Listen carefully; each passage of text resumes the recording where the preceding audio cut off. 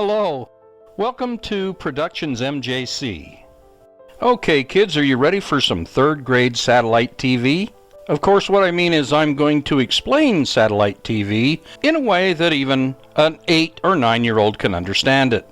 I have some stills, I have some live video, and we're going to understand how satellite TV works. Without further delay, let's rip that bandage off and look at how this works. We'll be looking into some basic concepts, and one of those is how it gets up to the satellite back down to us, to be distributed to us. But of course, it's a little too fancy, so let's look at this. A satellite is basically a signal repeater, and I learned about those in my ham radio experiences. In simple terms, the satellite receives the upcoming signal at a different frequency that it sends the signal, the repeated signal, back down to Earth. The satellites are in geosynchronous orbit, so they don't move. That way this gentleman can actually aim the satellite dish and get it into a stationary place where it can receive the signals. There are those flat earthers that say this man is not aiming at a satellite, he's aiming at something ground-based. Well, actually, this man is aiming at something that is ground-based. Can you see it? Can you see the difference?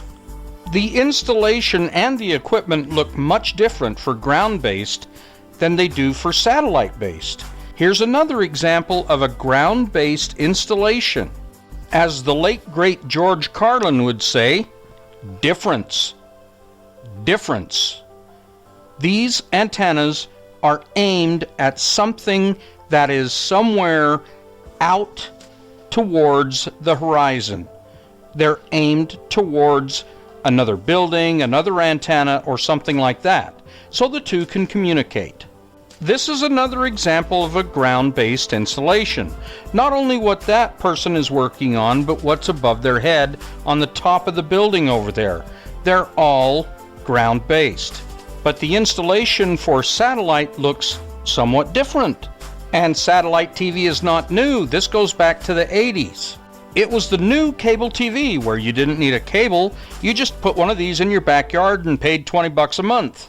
But there was something even before that. One of these, a 10 or a 12-foot diameter dish receiving C-band satellite transmissions, the ones that the networks use to send to their affiliates.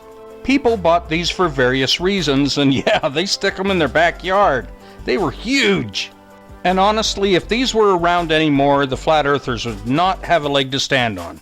I mean, come on, it's not aimed at anything on the ground. They died out for a couple of reasons. The network started to scramble their signals, so the average person couldn't pick up the feed anymore. You either had to buy a descrambler or you had to pay each channel so you could unscramble it. Then these came along that did it for you, so people just got lazy and said, yeah, let's do that. Another factor was these things absolutely were a pain to put up because nobody did this for you. You could pay somebody extra to do it, but that kind of defeats the purpose, right? And when these things filled up with snow, they filled up with snow. But of course, flat earthers will try to tell you that they're aimed at this. While this is a communications relay tower, it is not satellite TV. Are you picking up what I'm putting down? These are not aimed at a land-based transmitter. These are aimed at a skyward-based transmitter. It's easy to see. An 8 or 9-year-old can understand this. This is ground-based to ground-based. This, of course, is sneaky. This one's a little tricky, and I'll help you figure it out. If the signals were coming in from this direction, they would simply reflect back out the same direction. And notice the little receiver horn. Which way is it aimed? This way. For those of us familiar with billiards, pool, snooker, we understand the carom shot that the signal just made. And we understand that these don't do that. It's obvious that it's a straight, ground-based, straight-in shot for the signal. And of course, here's yet again another ground-based receiver antenna. The signal comes straight in, the feed horn's in the middle, it's not off to the side. It's easy to spot these. Well, it is for me because for decades of being a ham radio operator, I've built antennas of my own, so I know what to look for. And while some can be tricky like this one, once you get the hang of it, you can understand where that signal is coming from. It is not coming from ground-based, because it has to carry them off. So this man is looking to the sky because this is going to come from the sky. The signal's coming from above.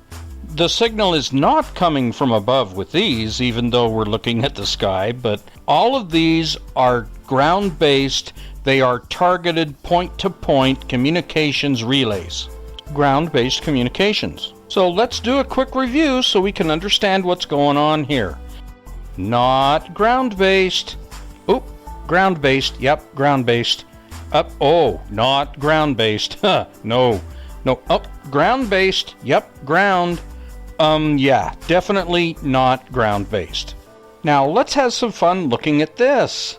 These are just a couple of solar panels that are powering a 12-volt automotive radiator fan that's cooling the attic, pulling the hot air out of it. And let's take a look at that antenna in the background, which is a UHF HD TV antenna, aimed southward to pick up those TV stations. Of course, it has to clear the roof so it can pick up those signals, right? So let's get a little closer. Well, wait. Let's try it a different way. Let's go back. Here we go. I want to show you something. Huh, what is that? It's a satellite dish. That satellite dish has no way it can receive signals from the ground. That receives ground. That down in that hole does not.